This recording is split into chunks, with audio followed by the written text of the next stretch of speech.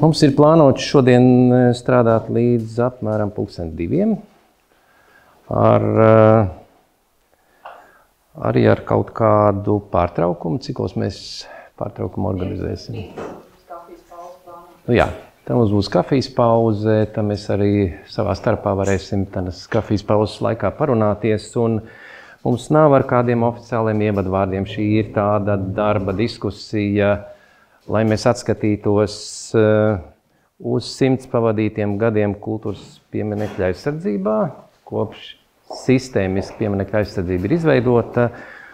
Un mēs to darbu organizēsim tā, ka būs mans tāds stāstījums par tādu ietvaru un tādu laika rāmi, atgādināt to visu periodu, un tad kolēģi par vairākām tēmām dos īsts prezentācijas, īsts stāstījumus, un tad mums būs arī tāda kopēja saruna. Tā, vai visi piekrīt tādām scenārijiem? Jā, labi. Es mēģināšu tā ļoti ātri izskriet cauri tam periodām, un ja mēs par pieminekļu aizsardzības sistēmiski runājam, tad, protams, mums jāpiemina 1666. gads, kad Zviedrijas karalis 11.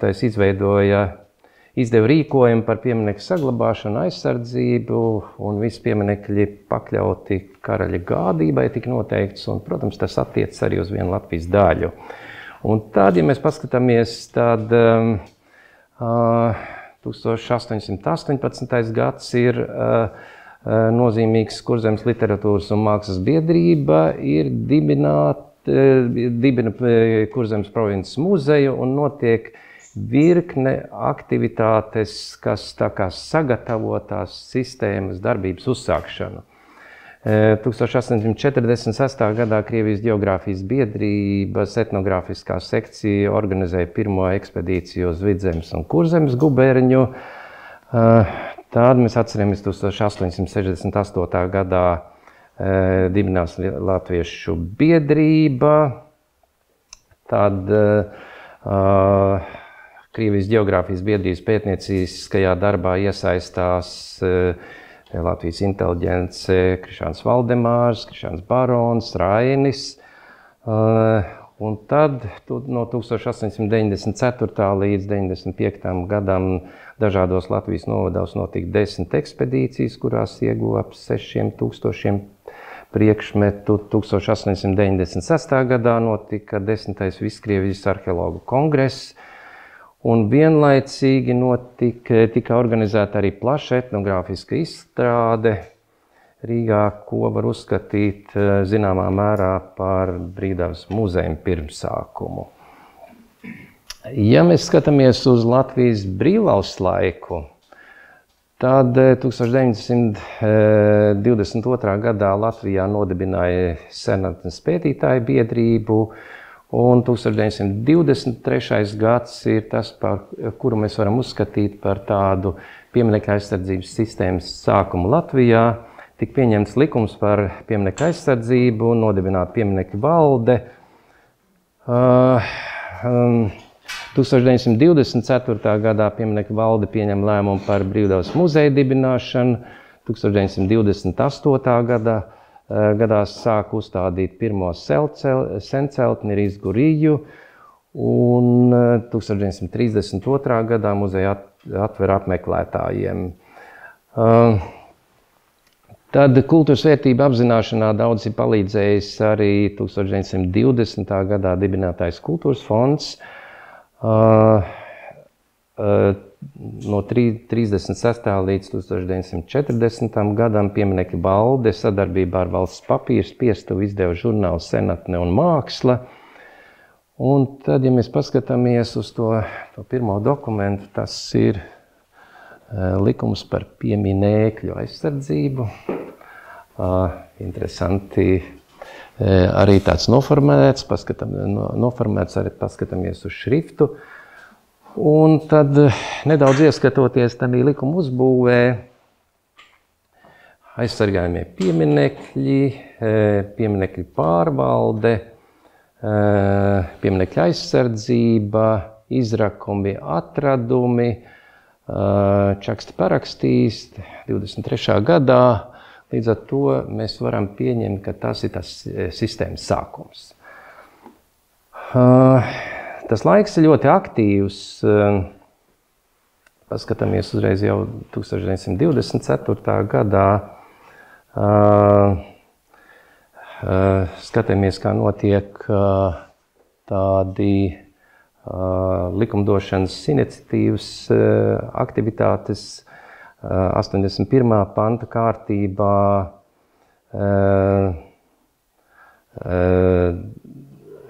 cenšas pieņemt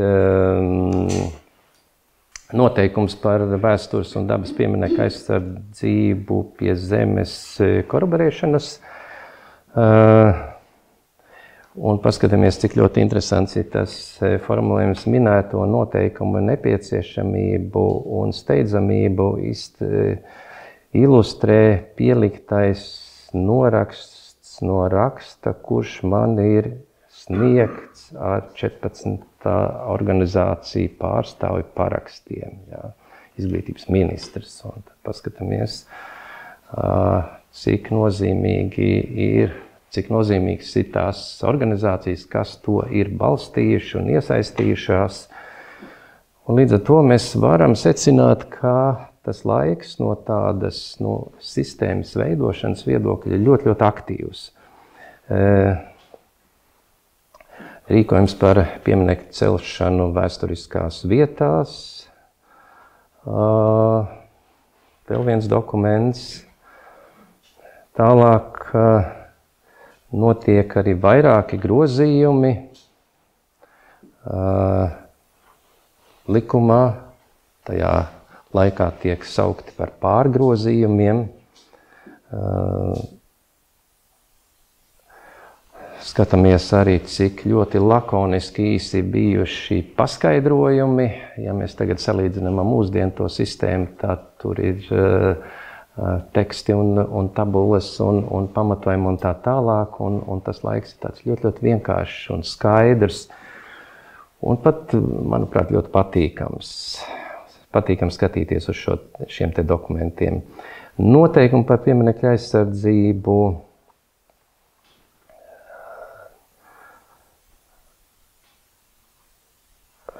Ministrs prezidents Skujnieks pieņēmis un izglītības ministrs parakstījis. Līdzīgi jau tā kā pie mums šodien notiek. Un tad jau mēs ieejam tādā nākamā periodā, kas ir padomu okupācijas laiks. Un tad mēs redzam vienu oriģinālu dokumentu par pieminieku aizsardzību un muzeja pārvaldi, kas ir datēts ar 41. gadu jau. Ļoti interesanti, ka vēl zīmogi ir vecie. Jā. Kaut gan sistēma jau ir mainījusies. Padomu okupācijas laiks, tātad 40. gadā Izglītības tautas komisariāta muzeja un pieminieku aizsardzības daļa pārņem pieminieku valdes funkcijas. Un tad mēs varam izsekot, ka patiesībā tādi normatīvi akti tiek pieņemti ļoti, ļoti daudz padomu laikā. Es varbūt nepārskaitīšu visus, bet šeit mēs redzam, ka tādā sistēmas veidošanā tas laiks ir diezgan aktīvs, protams, ar saviem diezgan striktiem ierobežojumiem, arī ar attieksmi pret dažādiem pieminekļiem. Ir tie pieminekļi, par kuriem drīkst runāt, un ir tādi, kuri ir noklusējumi, kuri vērtība ir noliekama kaut kur malā, un kas ir kaut kādā veidā arī bijis ierobežots. Tad mēs varam redzēt no šiem datējumiem, kāda bija tā sistēma. Tātad vispirms PSRS augstākā padome pieņem, piemēram, likumu par vēstures un kultūras pieminieku aizsardzību un izmantošanu, un tad tūlīt pēc tam gadu Latvijas PSR augstākā padome pieņem likumu par vēstures un kultūras pieminieku aizsardzību un izmantošanu. Pēc būtības tas likums ir kaut kādā veidā kopija, bet tas tiek nodublēts. Un tad tie, kas senāk strādā pieminieku aizsardzībā, atcerās arī 1982. Gada ministru padomes lēmumu par vēstures un kultūras pieminieku aizsardzību. Un tad, ja mēs tā ieskatāmies vēsturē, tad pateicoties tādām izcilām personībām, kuras ir tanī laikā strādājušas un izglītojušās iepriekšējā periodā, ir sekmējušas daudz vērtību saglabāšanu. Un viss tā spilgtāk tas ir saistīts ar tām memoriālām mājām. Un tajā laikā viens no ministriem bija ļoti aktīvs, kultūras ministriem, tas bija Valdemārs Kalpiņš, un pateicoties viņam, daudz kas arī ir bijis ierosināts, saglabāts, un viņu par to aktivitāti pēc tam arī noņēma no tā amata. Un paskatāmies, cik ļoti aktīvs tas laiks ir bijis no tādu normatīvu aktu viedokļa. 1956. gads, 58., 59., kad dibina Dabas un vēstures biedrību pie Zinātņu akadēmijas, Ojārs Spārīts noteikti par to vairāk un detalizētāk runās. Tad 1979. gadā tiek pieņems lēmums par pieminieku celtniecības un memoriālo plākšņu uzstādīšanas kārtību Latvijas PSR teritorijā. Tas tiek diezgan stingri regulēts, arī uzraudzīts no vairākām institūcijām, ne tikai no to vēsturnieku puses, kas strādāja kultūras ministrijā. Tad 79. gadā arī par padomu karavienu un partizānu kapu kopšanas kārtību Latvijas PSR teritorijā. Tālāk 1980. gads par pasākumiem, kas novērstu kultūras vērtību nelikumīga izvešana ārpus PSRS robežām, kas patiesībā ir tā kā liekas, nekas tam līdzīgs jau arī nenotiek, jo ceļot jau pāri robežām nevar. Bet mēs, ja paskatāmies saistībā ar tām starptautiskām normām, tad tā ir problēma, kas parādās pasaulē. Un, protams, ka tai Padomju Savienībai vajag tai tēmai parādīt, ka viņi arī tanī jomā kaut ko dara. Tad ļoti nozīmīgs dokuments 1982. gadā par pirmām kārtām veicamiem vecrīgas remonta, restaurācijas un labokārtošanas pasākumiem.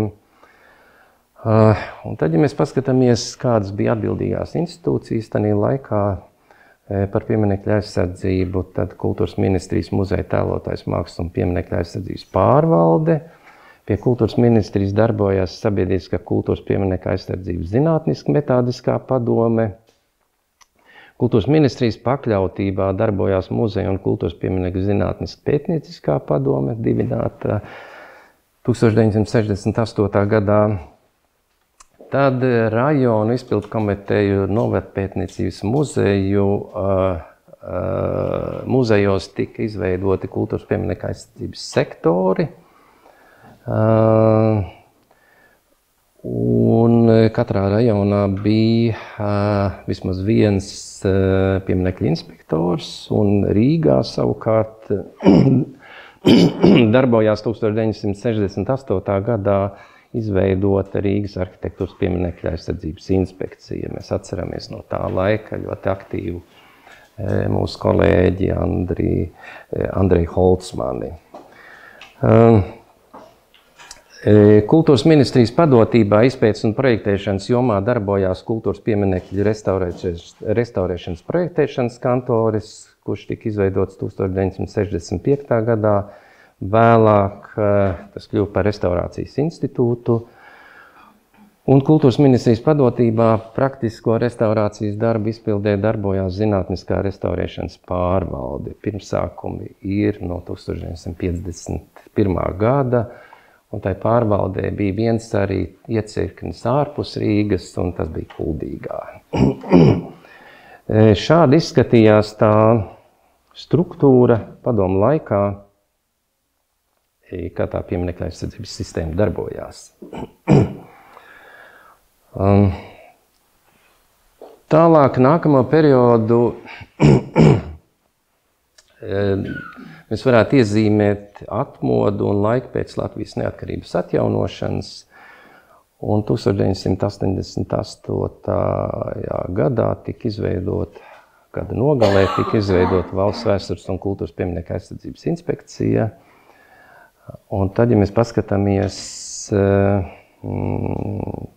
ka tas ir laiks, kad tiek dibināta arī Tautas fronte, un tā tad ir tāds pacēlums, un pateicoties tam notiek diezgan daudz ļoti nozīmīgas aktivitātes. Tad sāka parādīties pirmās vizītes no tādiem Eiropas mantojuma speciālistu puses, un 91. gadā notiek Zviedrijas un Latvijas kultūras mantojuma speciālists sarunas, un no Zviedrijas ierodās Ove Hīdemarks. Mēs viņu pazīstam kā vienu no pasaules izcilākām personībām autentiskuma jēdziena izpratnē un tā jēdziena nozīmes tādā stiprināšanā. 1992. gadā Latvijas Republikas augstākā padomē tiek pieņemts likums par kultūras pieminekļa aizsardzību, un mēs esam pirmā valsts, kas pieņem likumu par pieminekļa aizsardzību no tām valstīm, kas ir bijuši padomu režīmā. Tās pārējās valsts, kas pieņēma likumu, to izdarīja vēlāk un nedaudz ieskatījās mūsu likuma tekstā, tā ka mēs par to varam noteikti lepoties. Tad, ja mēs tā atceramies, tad jau tanī laikā diezgan aktīvi ir Zviedrija, un Zviedrija organizēja 3 Baltijas valstu mantojuma institūciju vadītāju apmācības Zviedrijā. Tātad Jānis Asars atcerās, es atceros, mēs tikām uzaicināti uz Zviedriju, un mums izstāstīja, kā tā Zviedrijas pieminekļa aizsardzības sistēma strādā, un iedeva kaut kādus akcentus, kam jāpievērš uzmanība un kādā virzienā viņi ir gājuši, un tātad tā pieredze mums tika iedota. Tad 93. gadā mēs pirmoreiz piedalāmies Eiropas padomes kultūras mantojuma komitejas darbā Strasbūrā. Tātad mēs iesaistāmies starptautiskajās institūcijās. Un tad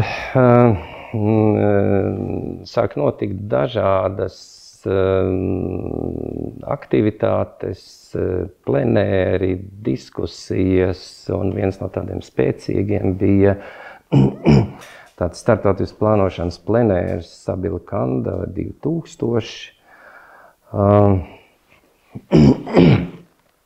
Tad paskatāmies tanī pašā 1993. gadā sakarā ar kritisko finansiālā stāvokli tiek likvidēts valsts uzņēmums Restaurācijas institūts, un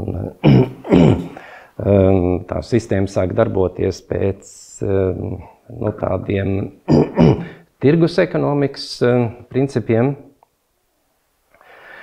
Un tad ļoti nozīmīgs laiks ir tas, kad Rīgā 93. gadā notiek starptautiska konference Rīgas centrs pilsētbūvniecības piemineklis, kurā pirmo reizi tiek pieņemta rezolūcija, rekomendējot Rīgas vēsturisko centru iekļaut pasaules mantojuma sarakstā.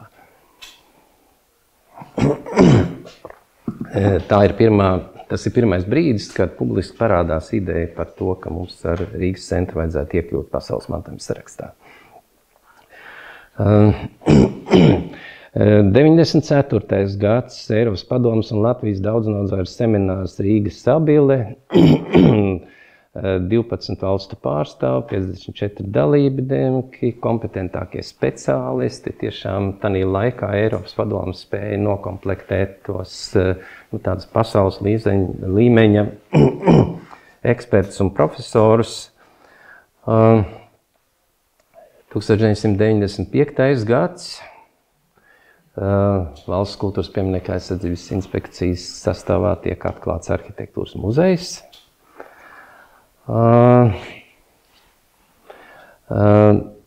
Tad Rīgas centra iekļaušana pasaules mantojuma sarakstā, tādi praktiski darbi sākās ar 95. gada.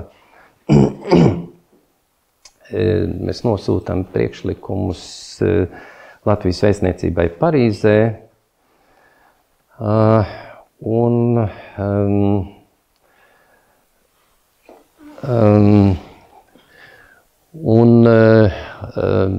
Tad, ja mēs izsekojam, tad saistībā ar Rīgas iekļaušanu pasaules mantojuma sarakstā ir notikuši ļoti daudz sanāksmes, diskusijas un pat viena gada laikā vairāk nekā 15. Tas nozīmē, ka vidēji gandrīz 2 mēnesī. Mēs esam ieguvuši, pēc tam es parādīšu arī vienu dokumentu, mēs esam ieguvuši mantojuma sistēma šīs ēkas, 3 brāļus, un ne tikai 3 brāļus, 5 ēku kompleksu, un tad ir viens mēģinājums tās ēkas kaut kur ielikt kādā citā institūcijā, un mēs atklājam to, ka ir līdzīgi kā Krievijā, notiek tādas spēlītes, ka ieliek kādu valsts īpašumu, ieliek kādas akcijas sabiedrības vai sijā pamatkapitālā, tādu paņem kredītu, to nespēja atdot, un tad par bilances vērtību objekts pāriet citā īpašumā. Mums tādas aizdomas bija, ka tas var notikt, un tad 97. gadā mēs tur veicām lielu protestu, un tad viss atgriez atpakaļ, un patiesībā lēmums jau bija pieņemts, bet tā mūsu reakcija bija tik spēcīga, ka to vienkārši nevarēja turpināt. Tad mēs sākam organizēt dažādas diskusijas. Tā pirmā diskusija par tādu pilsētu vides kvalitāti notiek 97. gadā, un tā ir par tēmu Rīgas vēsturiskā centra nakts tēla veidošana. Mēs pa vakara stundām staigājām, fotografējām, analizējām, un, manuprāt, tas laiks ir bijis diezgan tāds interesants. 97. gada nogali, 6. decembris, Rīgas vēsturiskais centrs tiek iekļauts UNESCO pasaules mantojuma sarakstā. Ir liela sajūsma, tanī brīdī, kad objekts ir iekļauts pasaules mantojuma sarakstā, tad ar to dižojās politiķi, Rīgas pilsēta, un katrs mēģina pateikt, cik viņš lielu darbu ir darījis, lai tas tā notiktu. Kas pēc tam arī mums nedaudz palīdzēja, ja mēs atceramies, kā notika.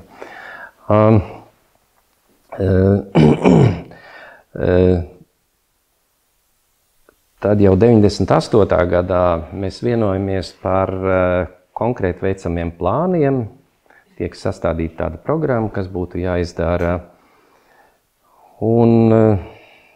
Un jau 99. gadā mēs saņemam jau pirmos signālus no UNESCO, ka pasaules mantojuma centrs nav apmierināts ar to, kā Rīgā tiek saimniekots ar mūsdienu būvniecību, un tas ir laiks, kad mēs daudzus objektus esam apturējuši, un tātad sāk briest tāds skandāls.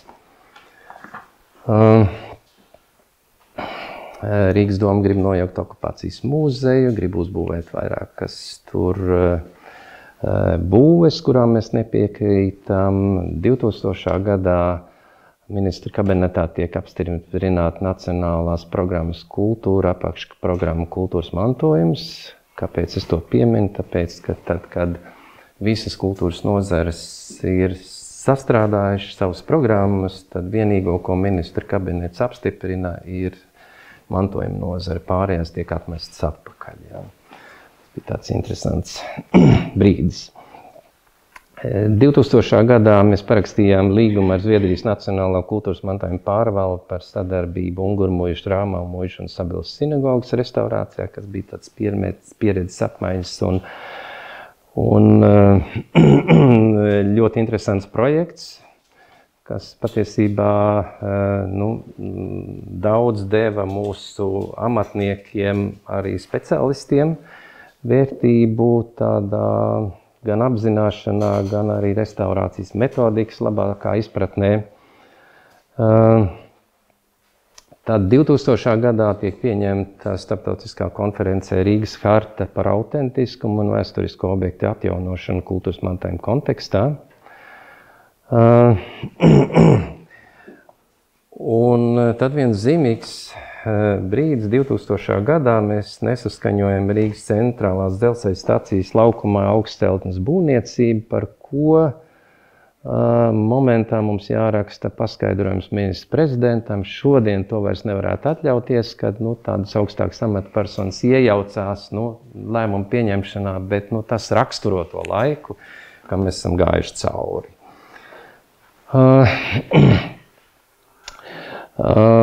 Tad 2000. gads ir tas brīdis, kad tiek runāts par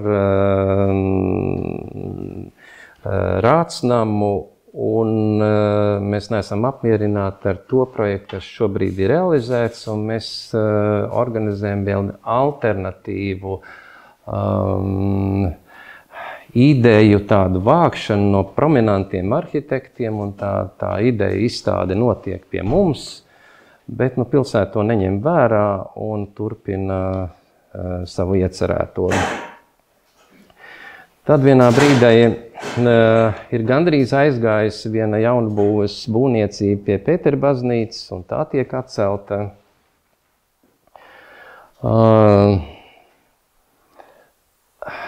Tad mēs paskatāmies tādā laikā, Andris Roze tiek noņemts no darba, mums pazīstams kolēģis, plānotājs, un kas ļoti, ļoti spilgti raksturo to laiku, ir tāds ļoti liels ekonomiskais spiediens.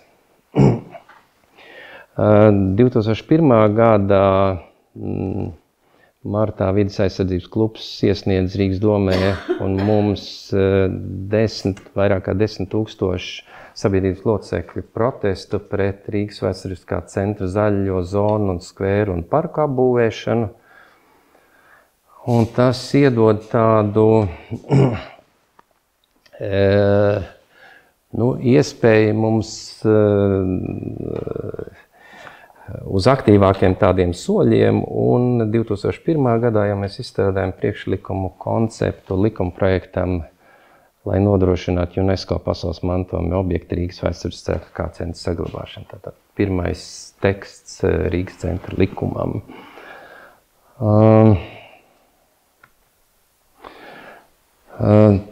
Tad 2002. gada nogalē mēs organizējam startautisku konferenci Mūsdienu arhitektūra un dizains pilsētu vēsturiskās centros.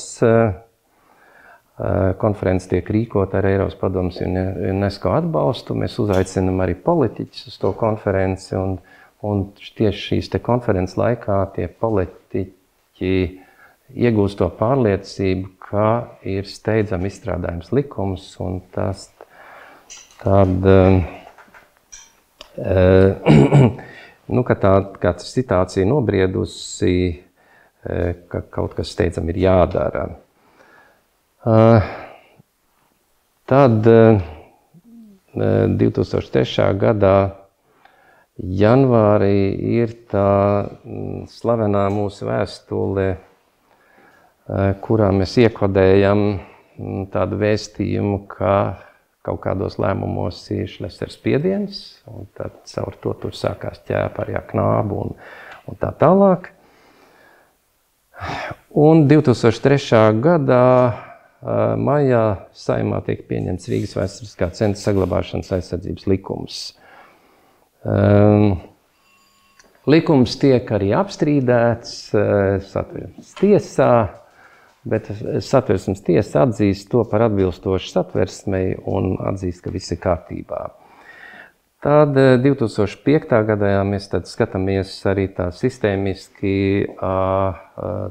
normatīvu aktu jomā. Mēs arī varam lepoties ar veselu virkni normatīviem aktiem, kas to sistēmu veido.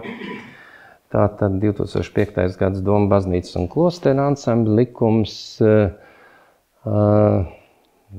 2017. gadā Saeimā tiek pieņemts sakrālā mantojuma saglabāšanas finansēšanas likums, 18. gadā tiek izdarīti grozījumi likumā par kultūras pieminieku aizsardzību, pārkārtojot sistēmu un nomainot arī valsts kultūras pieminieku aizsardzības inspekcijas nosaukumu uz Nacionālā kultūras mantojuma pārvalde.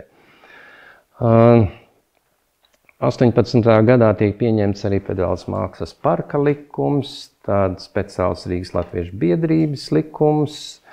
2020. gadā tiek pieņemts Brīvības pieminieku un brāļu kapu likums. Likuma virzīšana no mūsu puses bija 10 gadus, un politiķi to tā kā negribēja sadzirdēt. Tad 2022. gadā Saeimā tiek pieņemts Rīgas Svētā Pētera baznīcas likums, 23. gadā Lielstraupes pils saglabāšanas un atjaunošanas likums. Šajā gadā mēs esam organizējuši vienu nozīmīgu starptautisku konferenci Latvijas prezidentūras Eiropas padomes ietvaros par tēmu mūsdienu arhitektūras vieta kultūras pieminieku saglabāšanā. Un tad, ja mēs paskatāmies tā pašas iestādes attīstībai, tad pirmā ideja par to, ka mums vajadzētu saukties citādāk un struktūrai būt citādākai, jau bija 1997. gadā. Es atradu vecu struktūras schēmu, datētu, un tā tad ir pagāja 20 gadi, lai mēs to politiķiem pierādītu. Un šāda izskatās šī brīža struktūra schēma iestādē, kā mēs darbojamies. Tad runājot, izskrienot cauri par valsts aizsargājamo kultūras pieminieku sarakstiem, pieminekļu valdes laiks ir 24. līdz 43. gads, 2434 objekti. Tad seko padomu laiks ar visu laiku no jauna apstiprinātiem pieminekļu sarakstiem.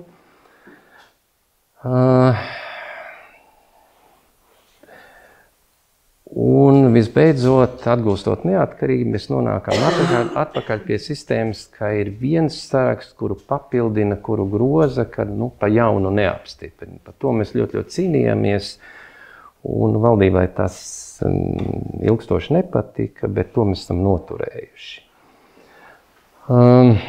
Es teicu, ka es parādīšu to varoņu darbu, ko mēs paveicām. Šis ir dokuments, kas rāda šo īpašumu pārņemšanu valstī. Tātad tas iepriekš bija Rīgas pilsētas valdījumā, un šeit ir ļoti skaisti ierakstīts, ka tas ir valsts īpašumā, kultūras ministrijas valdījumā un valsts kultūras pieminieku aizsardzības inspekcijas lietojumā. Un tas ir ļāvis arī šīs ēkas nosargāt tieši pieminekļa aizsardzības jomai. Un šodien jau mēs varam lepoties ar Eiropas mantojuma zīmi šai vietai, kas uzliek arī, protams, daudz pienākumus. Un tad pavisam ātri tie objekti, kas ļoti spēcīgi raksturo tā sistēmas attīstību, protams, ir Rīgas vēsturiskais centrs, ir 3 brāļi ar šo te māju vietu, arī ar tiem restaurācijas darbiem, kas šajā objektā ir notikuši. Noteikti Turaidas pils attīstība, noteikti Pētera baznīcas aktivitātes, kas notika padomu laikā. Atceramies, ka tas tornis tika uzbūvēts, tornis maila tika uzbūvēta no jauna. Pētera baznīca bija karā cietusi, un tā bija tāda liela uzdrīkstēšanās atgriezt atpakaļ Rīgas vēsturiskā centra siluetā baznīcas tēlu. Noteikti Rundāls pils kā tāda restaurācijas augstākā skola, Arī Āraiša ezera pils, atceramies, kā mums tur ir Kājas, Bauskas pils, Kuldīga noteikti, Ventspils pils, Rīgas pils ar visām problēmām, kas tur ir notikušas, brīvības piemineklis, aktivitātes Ventspils pilsētās, sakārtojot ļoti plašu teritoriju, tātad no ļoti tādas problemātiskas vietas iegūstot augstu cilvēku dzīves kvalitāti, Pedvāles komplekss, Cēsu pils, Daugavpils cietoksnis, Brāļu kapi, Airītes, Preļu pils, kas tika izcelta no pilnīgiem gruvešiem un ir atgūsies, un daudzas citas muižas, šeit mēs redzam Liepups muižu. Protams, noteikti arī baznīca, šeit ir Krāslavas katoļu baznīca ar ļoti tādu perfektu un kvalitatīvu restaurāciju. Un arī Lauku baznīca, šī ir viena no baznīcām, kuri piedzīvojas visvairāk uzbrukumus tās ainavas pārkārtošanai, tās ainavas aizbūvēšanai ar dažādiem objektiem. Nu jā, tas ir tāds skrējiens cauri laikam, iedodot to laika ietvaru, un, protams, ka katrs no kolēģiem vēl un vēl varētu likt klāt kaut kādus faktus, nozīmīgus konstatējumus par to, kas to piemineku aizsardzību 100 gados ir veidojis un kā tā sistēma ir attīstījusies. Un tas mūsu mērķis runāt par šo ir nevis tikai paskatīties pagātnē, bet kaut ko iezīmēt arī, kas nozīmīgs ir veicams nākotnē. Tā, paldies!